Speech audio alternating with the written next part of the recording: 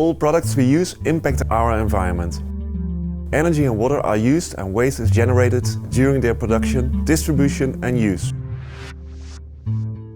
Waste is a problem that needs to be solved, but the waste problem can also create new opportunities.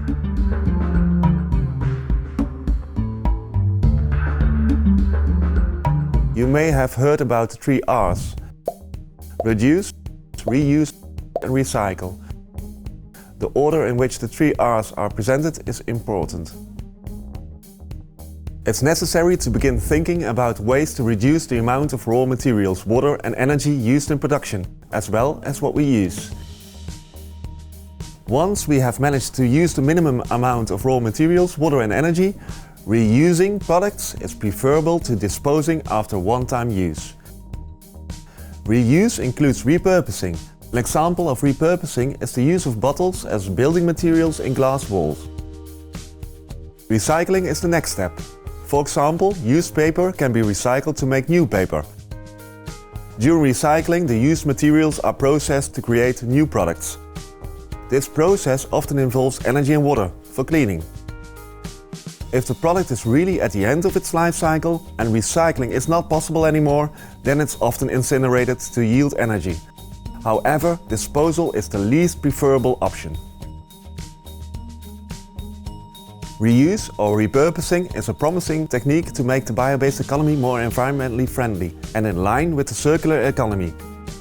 It changes the way we look at waste. Residues are not regarded as waste anymore, but as a valuable source for creating new products. For example, wastewater is a problem that can be solved by treating it in such a way that it can be discharged into surface water without any environmental effects. However, if we consider wastewater more closely, it often contains bacterial biomass and many different valuable molecules and nutrients.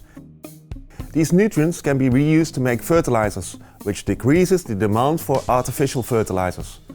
Phosphate, an essential nutrient in fertilizers, is a finite source.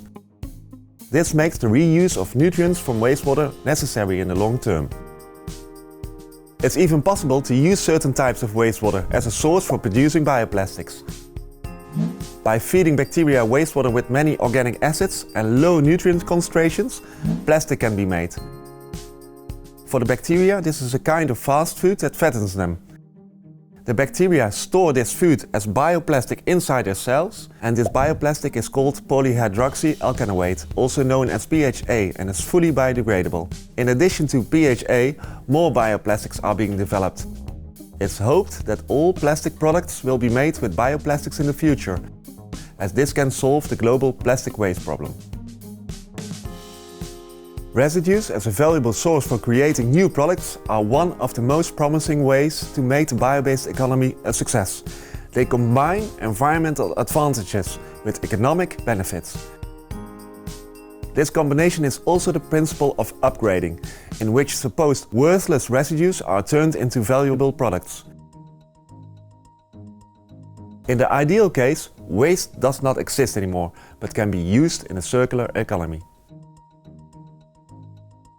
In addition to the technical possibilities of using residues in a sensible way, this approach will also change how we deal with problems. Problems are normally there to be solved, but problems can also be opportunities. Thus, if we can change the way we perceive problems and turn them into new opportunities, this will stimulate creativity for new bio-based businesses.